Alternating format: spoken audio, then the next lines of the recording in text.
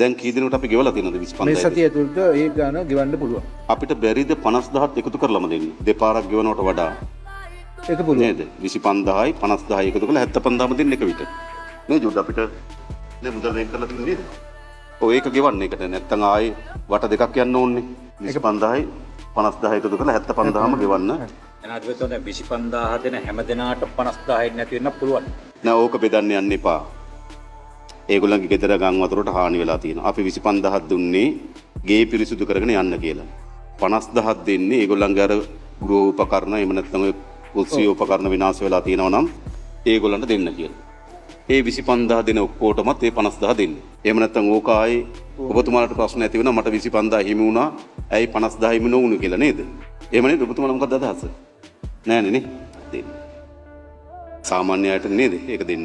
එහෙනම් ඒක ඇප්ලිකේෂන් එකෙන් බේරන්න පුළුවන්. ඔව් අපි ඒ ටික දෙන්න. ඊට පස්සේ අපේ මේ චක්‍රලේඛනය ඇතුළත් වෙලා නැහැ ආගමික ස්ථානවල.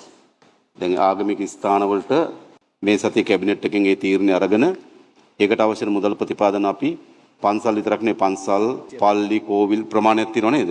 අපිට ඔක්කොම 28ක් තියෙනවනේ. මේ 28ට අවශ්‍ය වෙන මුදල් ප්‍රතිපාදන අපි ලබා දෙන්නම් සංස්කෘතික කටයුතු අමාත්‍යාංශයට. ඒකට ඒ හරහා ඕලන්ට මුදල් ලබා බෙදන්න ඒවි නේද? ඒ 25000ක් දෙන්න නේ. හරි.